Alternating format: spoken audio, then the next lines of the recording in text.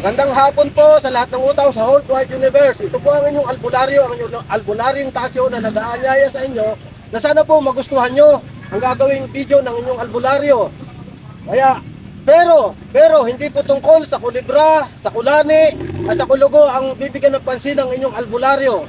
Kaya tara, samahan nyo po ang inyong albularyo sa kanyang magiging journey mula sa kilometer 0 ng ating pinakamamahal ng bayan. Tara po!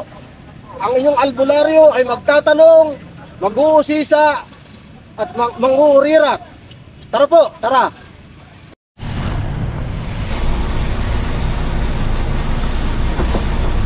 What's up mga kaalbularyo? Magandang araw po muli sa lahat. Nandito naman po ang inyong albularyo para handugan niya kayo ng panibagong niyang video. For today's video po, continuation ito ng kalyeserye ko na tinawag ko naman ngayon pork barrel overload. Actually po ay bandang December 2024 ko pa nakuna ng video na ito at hindi nga lang po nasikaso ko ng inyong albularyo dahil nga po doon sa kanyang severe insomnia. Disclaimer po muna muli ang inyong albularyo. Inuulit ko po, wala pong personal na galit ang inyong albularyo kung sino man po ang specific na congressman, kung sino po ang nakakasakop sa lugar na pinagkunan ng video na ilabas ng inyong albularyo, kundi ang gusto nga pong matumbok ng inyong albularyo ng inyong lingkod ay yung sistema ng pinagagamitan ng pondo ng mga taong bayan galing sa buwis ng mga tao mula sa kitang lubha nilang pinagpawisan o pinagpaguran. Ang tatalakayin naman po na ngayon ng inyong albularyo ay yung tungkol sa dynamics kung paano pinagkakakitaan ng mga kongresista sa Pilipinas yung pondo na inilaan sa kanila ng kanilang speaker.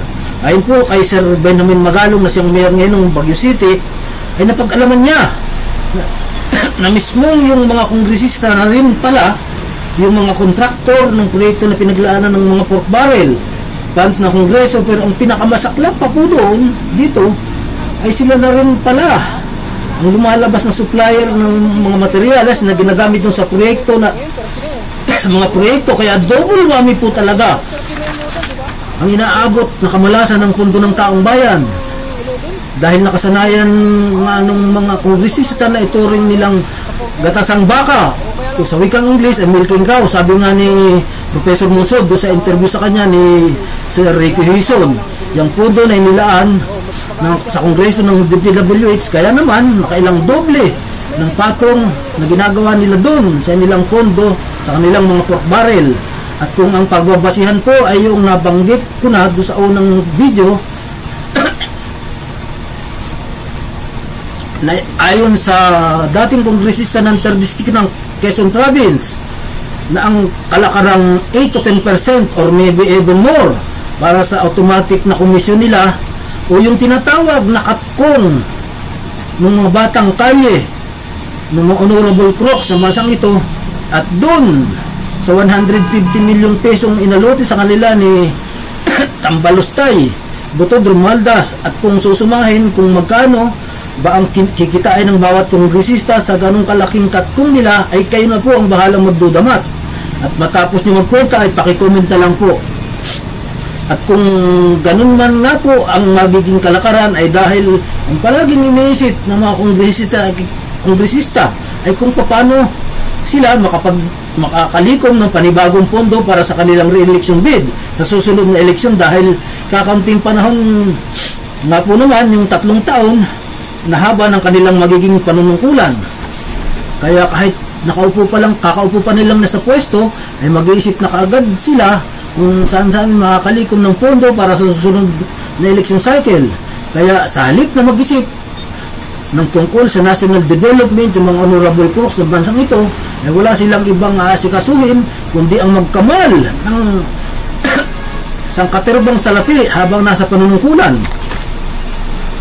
Kasi po naman ay napakalaki talaga ng nagagastos ng isang kongresista sa panahon ng eleksyon. Nandiyan kailangan po nilang gastusan ng mga eleksyon paraphernalia tulad ng pagpapaimprenta ng mga poster through tarpaulin printing, mga election workers ng mga kongresista na siyang maglalagay ng frame sa mga tarpaulin at doon sa mismong kakabit ng mga tarpaulin sa mga kalye. aarkila ng mga sasakyan at mga tricycle na paglalagay ng mga sound system para doon patugtugin yung kanilang mga campaign jingles. At kapag panahon naman ng kampanya ay asahan mo na biglang-bigla na lang magkakaroon ng mga paliga ng basketball sa mga barangay. At kanino pa sila hihirit ng gagastos sa mga paliga na yan kundi sa mga kongresista at iba pang mga lokal na politiko. Ganon din, at kapag mayroong mga opisyal ng barangay na may birthday, ay pamihadong hihiritan din nila ang mga kongresista. At asahan mo na yung kubol ng tarpaulin na may mukha ng kongresista ang ibabandera doon sa selebrasyon ng birthday na ang inihandang alak at pulutan, inarkilang mga bidyoke, inahirit sa mga kongresista. At iba't iba pang mga hirit pa na pwedeng gawin sa mga politiko na halos mahubada na sa panahon ng kampanya. Bukod pa nga po doon sa tinatawag nila na ora de peligro bago mag-eleksyon. Yung bago mismong araw ng eleksyon kung saan kanya-kanyang diskarte o gapangana yung mga field coordinator, mga kongresista para manggapang ng mga botante sa 10 oras ng gabi na daig pa yung mga magnanakaw sa pusikit na kadiliman para mamudmud ng pera sa mga botante bilang magiging kabayaran sa magiging boto nila. At yun po ang pangkaraniwang dynamics ng eleksyon sa bansang ito. Ngayon, masisisi nyo ba kung bakit ginagawang gatas ang baka o milking cow sa wikang Ingles? Sabi nga ni Professor Monsod, yung daan-daang milyong pisong pork barrel fund na nilaan ng speaker ng Kongreso sa DPWH para siyang pagkakitaan naman ng husto ng mga honorable crooks ng bansang ito. Ayan po, andito naman ang inyong albularyo. Paikot-ikot na naman sa mga kalsada. Ayan po, mapapahin sa video na may araw pa yan ang puntahan ng inyong albularyo. Pero sa susunod basa na po yung video, maulan na dahil binalikan na lang po kasi ng inyong albularyo itong lugar na ito. Itong lugar po na ito ay kabisado ito ng inyong albularyo dahil malimit siyang dumaan dito ng kalsadang ito ay gaganda ng kalsada, napakakinis po ng mga kalsada nito. Hindi na kailangan latagan o patungan pa ng mga asfalto na yan.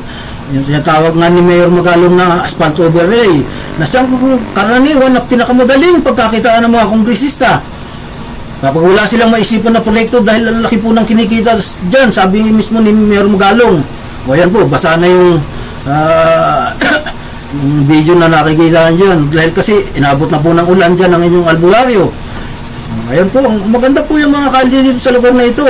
Napakakinis po ng mga kalsada rito, kaya bakit hindi lang po ito nangyayari dito sa lugar na ito.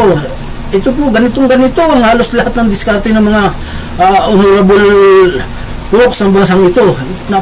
Yan po ito kasi talaga ang pinakamadaling pagkakitaan na kuha agad yung yung komisyon sa inila ang pondo para dyan.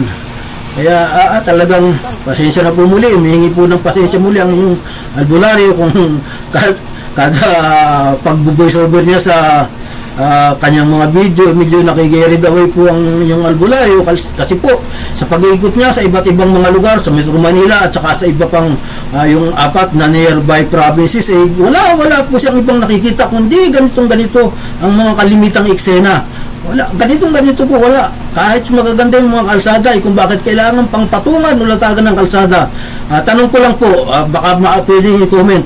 Yun po bang interstate highway sa Amerika na ginastusan ni dating US President Eisenhower ng mahigit $300 billion, napatungan po ba kaya yun ng mga asfalto na katulad ng ginagawa sa mga kalye natin sa Pilipinas? Paki-comment naman po kung sakasakali. Pakisuyo na po, makikisuyo pa ang inyong albularyo dahil hindi pa niya alam yung tungkol sa mga bagay na yan. Kaya ito po, at paikot-ikot na lang ang inyong albularyo sa mga kalye na ganyan ang ginagawa dito sa ating bayan. Yan po kasi ang pinakamadaling pagkakitaan talaga doon sa inilalang pondo sa kanila ng Kongreso sa DPWH. Okay, yan po. Malapit na mong matapos muli ang video ng inyong albularyo at maglalambing po muli sa inyo ang inyong albularyo na kung po pwede po ay paki-like po at paki-subscribe ang YouTube channel ng inyong albularyo asahan po ninyo, marami pa pong gagawin video ang yung albularyo tungkol sa ganitong nangyayari sa ating bansa. Ito, humihingi po muli ng pasensya ang inyong albularyo kung tuwing sa magbo-voice over siya, medyo nakikiridawi siya dahil talaga naman pong hindi talaga niya lubos maisip kung bakit ganito ang ginagawa sa ng mga nasa poder sa ating bansa do sa buwis na talagang wala kang magagawa, talagang automatic na kukunin nila sa iyon. Kaya mag-grocery ka o magkarga ng gasolina, wala kang katakas-takas. Tapos ganito ang ginagawa nila sa pera ng taong bayan. Sige po, maraming salamat po ulit at sana sa susunod na video ko ay magustuhan nyo. Salamat po ng marami. Thank you po.